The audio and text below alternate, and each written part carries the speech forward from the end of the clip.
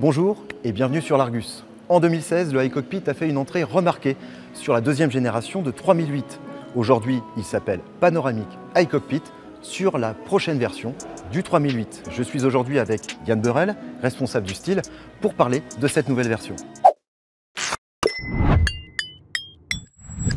Alors Yann, est-ce que vous pouvez nous dire comment est né le Panoramic iCockpit et à partir de quel moment vous l'avez développé? Le Panoramic iCockpit est né de l'ambition de créer une voiture next level. Ça veut dire faire partager à nos clients une expérience unique, tant à la place du conducteur qu'à la place du passager. En l'occurrence, il est construit autour d'une fantastique dalle 21 pouces qui regroupe à la fois les informations pour le conducteur et les fonctions pour l'entertainment, le réglage de la climatisation, de la radio ou encore de la navigation.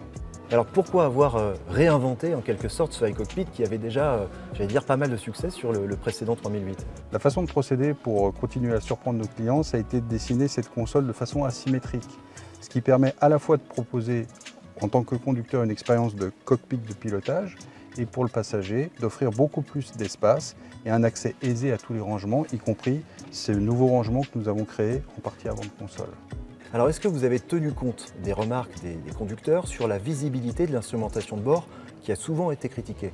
Oui, en effet, nous en avons tenu compte et l'implantation, l'architecture de cette dalle est positionnée de façon la plus optimum possible, de façon à avoir la plus grande surface d'écran visible au-dessus du volant.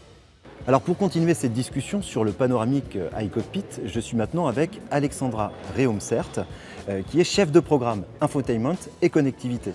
Bonjour Alexandra. Bonjour. Merci d'avoir accepté de nous donner quelques explications sur cette nouvelle version du iCockpit. Alors comment fonctionne ce nouveau Panoramic iCockpit et quelles sont les nouveautés?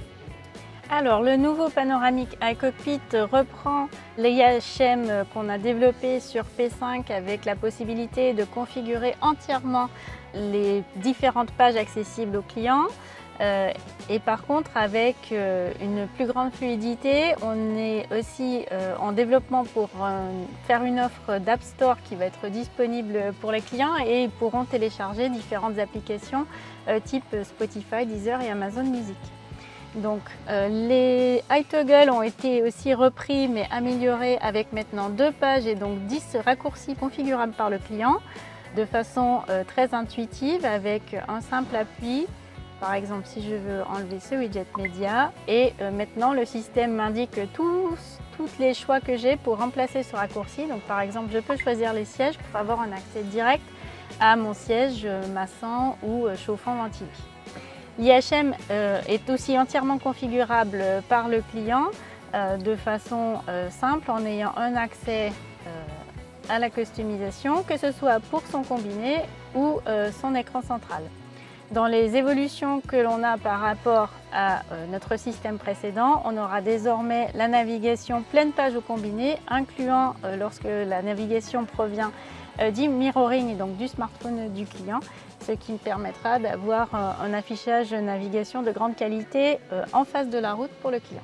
Dans les autres nouveautés du iCockpit i3008, on retrouve un deuxième micro côté passager qui permet de localiser la provenance d'une consigne vocale et donc d'adapter le comportement de la voiture à la personne qui aura émis un souhait de changer de température par exemple. Et donc si c'est comme on a une climatisation bizone, on pourra changer uniquement côté conducteur ou passager. Et finalement, quelles sont les différences en ce qui concerne toujours le iCockpit entre la version Allure d'entrée de gamme et la version GT haut de gamme? Alors sur le niveau Allure, on retrouve 2 dalles de 10 pouces dans un grand objet qui reste flottant avec la même implantation sur le véhicule.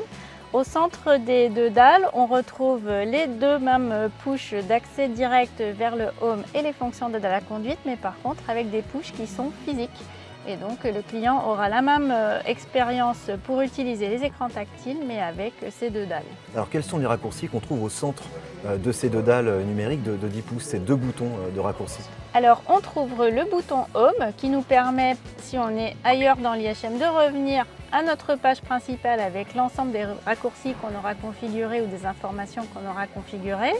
Et ensuite le deuxième, c'est le push des aides à la conduite qui permet de configurer, par exemple, si on souhaite garder actifs les systèmes de maintien dans les lignes ou les alertes de vitesse excessive qui seront activées par défaut à chaque démarrage. Un rangement remplace les high toggles sur la version Allure. Merci Alexandra d'avoir répondu à nos questions en ce qui concerne cette nouvelle version du iCockpit. Merci à vous.